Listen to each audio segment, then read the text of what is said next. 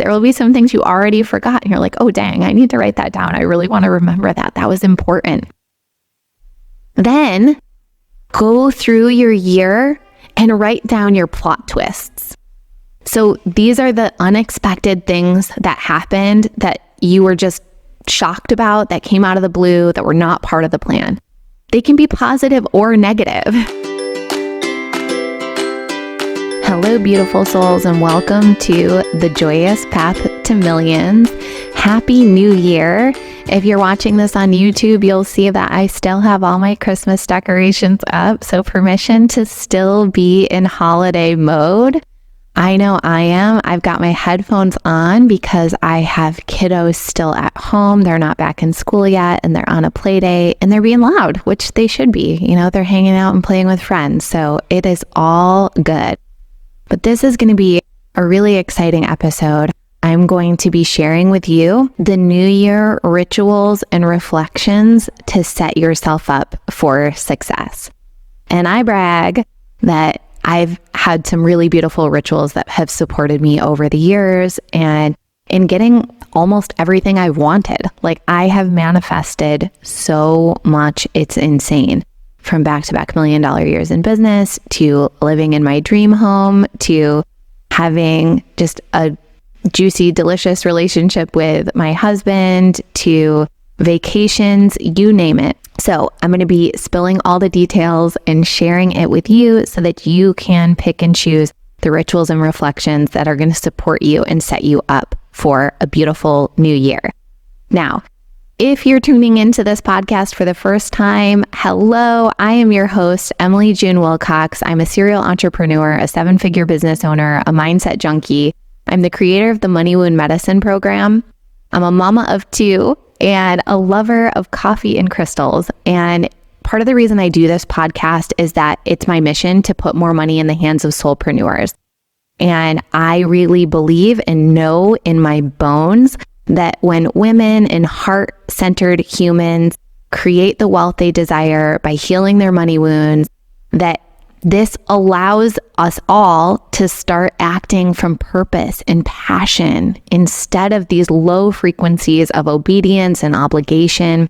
And by doing that, we up-level the planet, we usher in new paradigm wealth. And so I am so honored to walk the joyous path to millions together. I'm so happy that you're tuning in today, and let's dive right into this juicy episode. All right. So there's this concept of new year, new you, right? We've all heard that. And to some degree, I'm like, hell yeah. If you want new year, new you, like, get down with your bad self. But I think sometimes this idea of new year, new me can feel heavy, and it can feel like pressure, and it can set us into a trauma response, right? Where either we're fighting against it, or running away from that idea, or we're frozen. And it's like, oh crap, now it's already January 5th. It's already January 10th, and I haven't started doing these new things. And it's because you've put enough pressure on yourself that it feels like this big thing, and it's eliciting that trauma response. So the first tip that I have for success in the new year is finding the right balance within yourself of, it's just another day on the calendar. It's not a big deal. And on the other side of the scale, like, it's a huge deal. It's a new year. I can completely reinvent myself. You've got to know yourself and know where on that spectrum is the sweet spot for you. If you're someone who has a hard time trusting yourself, like you've set resolutions in the past and haven't followed through on them, if you've got a ton going on in your life right now and adding one more thing feels like a lot, then I would really suggest kind of finding that more the end of the scale that's like, it's not that big of a deal. I can reinvent myself anytime. I can start new habits anytime. This is just the turning of a page on a calendar that happens every 30 days. Like, it's not a huge deal. You've got to take the pressure off. If you're someone who needs a kind of a kick in the butt, needs a fire lit underneath them, if you're really wanting 2024 to be really different and you're feeling super fired up and motivated, then you could fall further on the spectrum towards it being a huge deal that it's a new year. So find that right spot for yourself. And here's the other piece for this to be successful.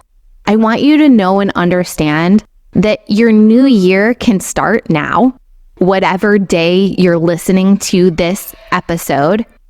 It can also start another time. Like in pagan tradition and honoring the cyclicality of Mother Earth and the cyclicality even within like our own bodies, the new year starts in the spring equinox, right? Because right now we're in winter, whether we're in literal winter or even here in Southern California where it's still sunny and it's still relatively warm outside, we're still in the energetic space of winter. And what winter represents is this time of going inward and resting and reflecting. And it can be difficult when we're in winter energy to feel fired up about taking action and doing new things because we're not ready for that yet. That's more spring energy where we're out planting seeds and just like being outward and doing more.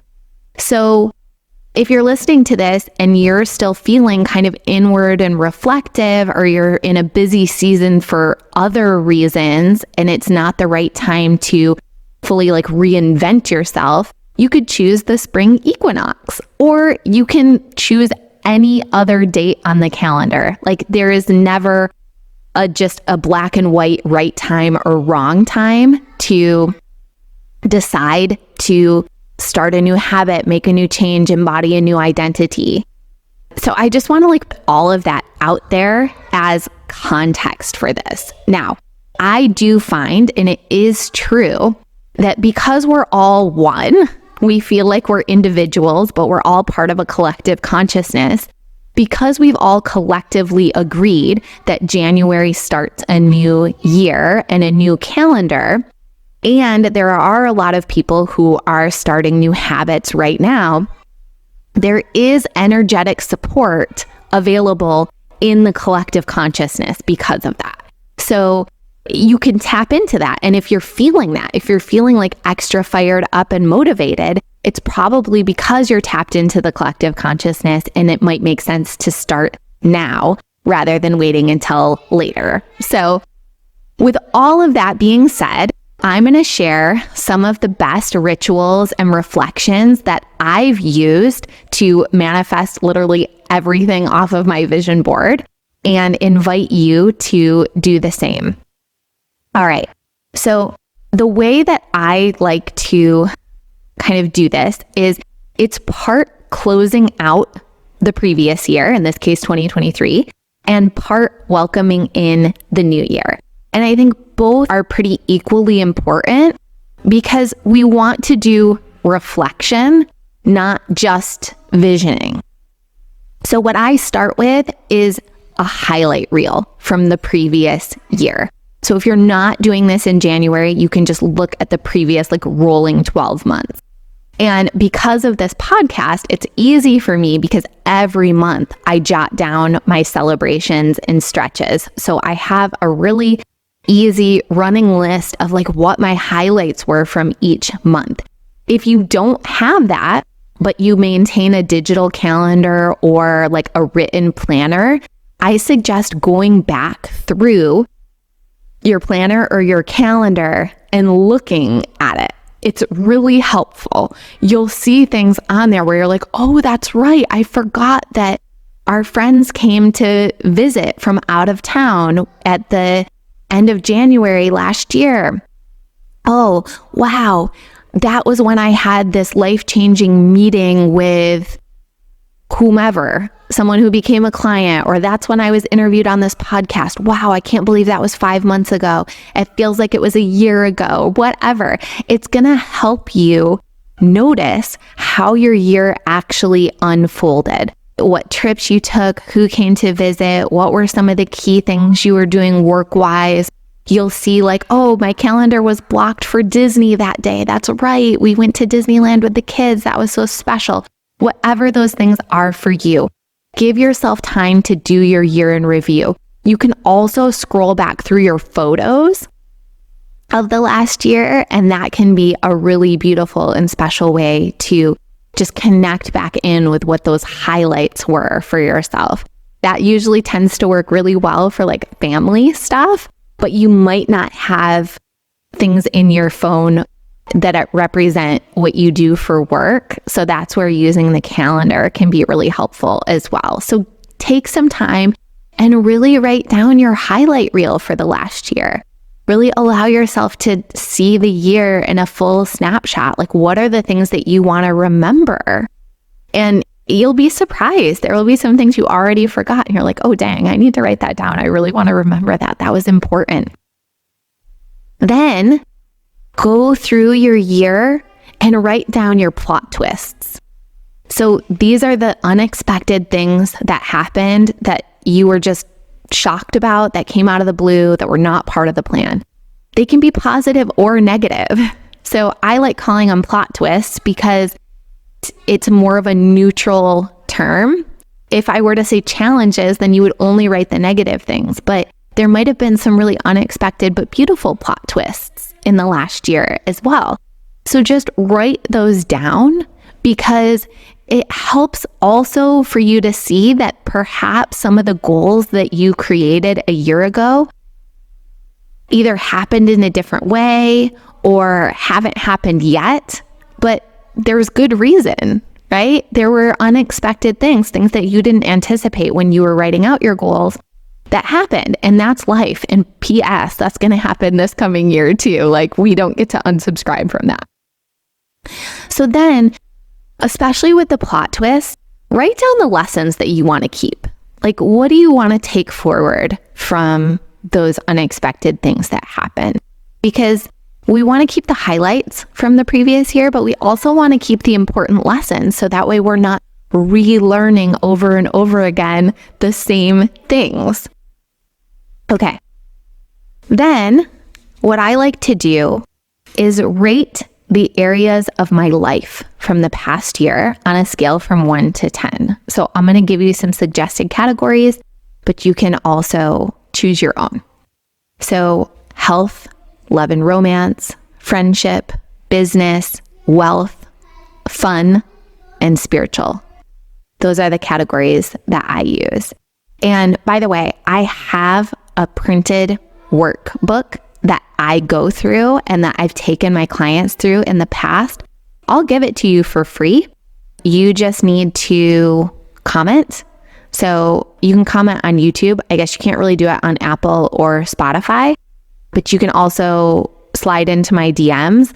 Let's see, we need to have you use a certain word so that I can just have like auto DM set up, or that I know what you're talking about.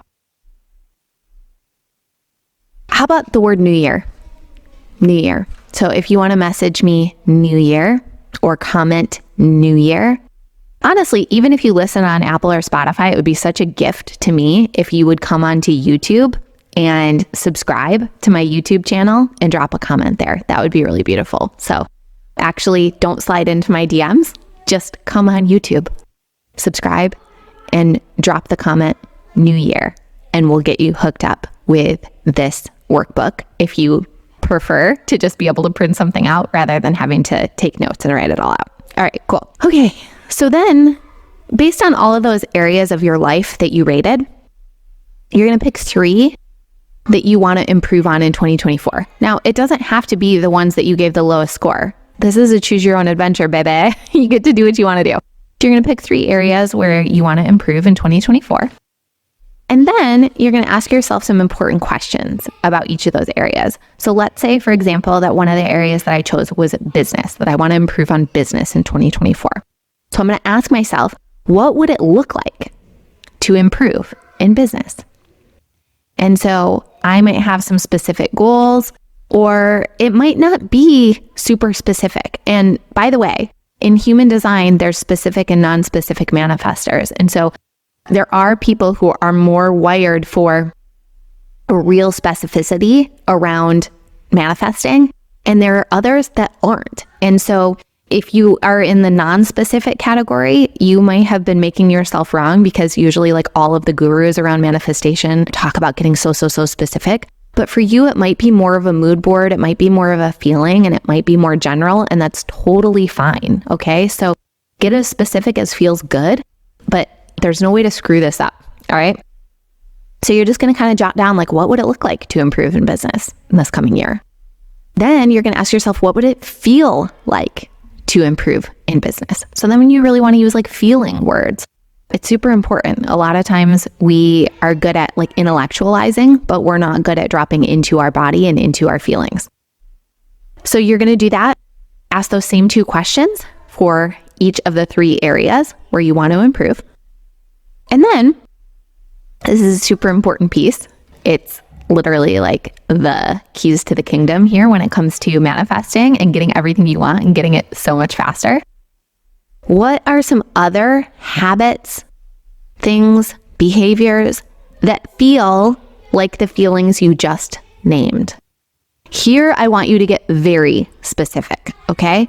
So if you wrote down feelings like, it feels like freedom, it feels liberating, I feel safe. Okay, well, what else makes you feel safe? What else? It might be having a routine, knowing what to expect, planning your week in advance. What else feels like freedom or feels liberating? It might be like not wearing a bra. It might be taking walks in the middle of the day. It might be turning off all of your phone notifications or deleting your social media off your phone on the weekend. Like, really sit with it and get specific. What are some other things that make you feel that way? Because here's the thing. The more you feel now, the way that you want to feel when you get the things that you think you want, the faster they will come to you. If that was at all confusing, hit the go back 30 seconds button and listen to it again. Because our feelings are our point of attraction.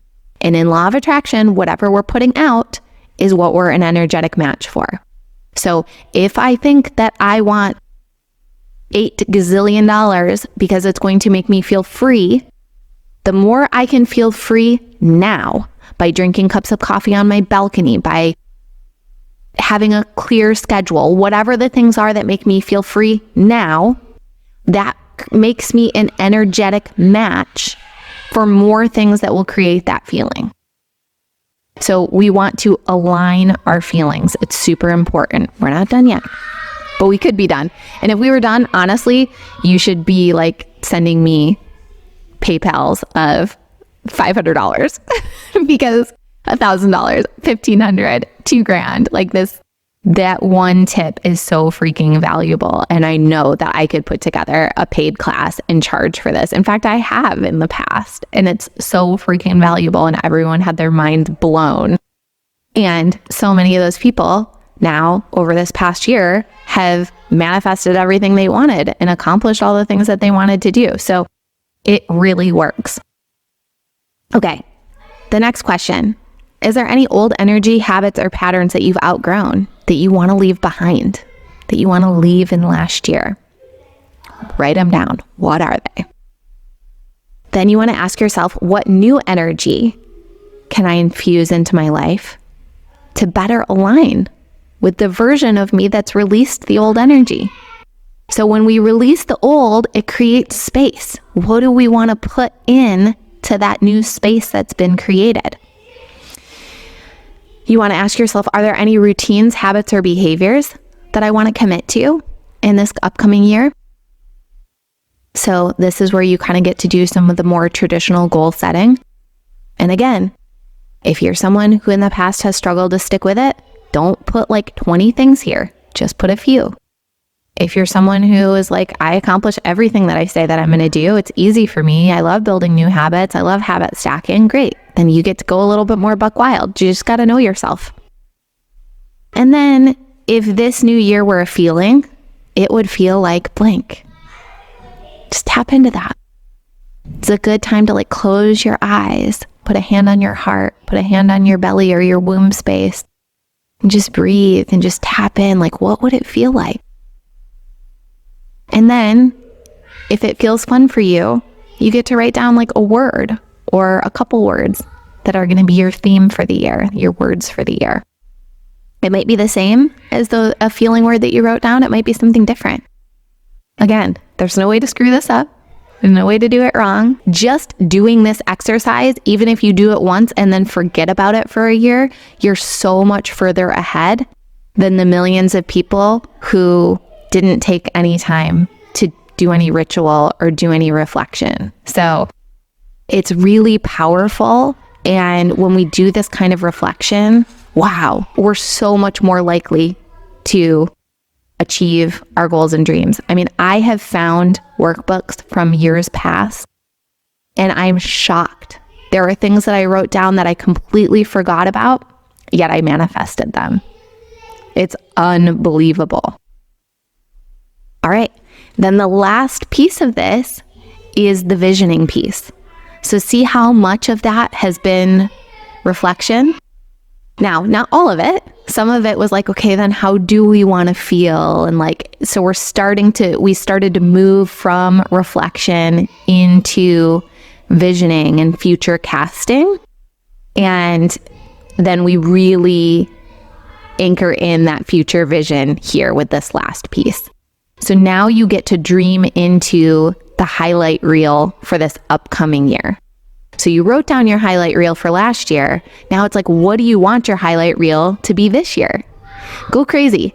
You can have specific stuff, non-specific stuff, but I think it's really fun to have like some specific things on there as well. Like if there's a specific vacation you want to take, or you want to get invited on to speak on a certain podcast or stage, or you want to be celebrating a certain revenue milestone in your business, like write all that down. And then what are some of the plot twists that you anticipate in this upcoming year, and how will you handle them? Because again, we can't unsubscribe from that. It's not like all of a sudden this year is going to go exactly as planned. There's probably going to be some plot twists. What do you think they might be? How do you want to handle that? Who do you want to be when those plot twists happen? When we precede all of that in our brain and in our body, then when it happens, we feel so much more safe, capable, confident, because we took a little time in advance to decide how the year was going to go and decide who we were going to be and how we were going to handle all of it.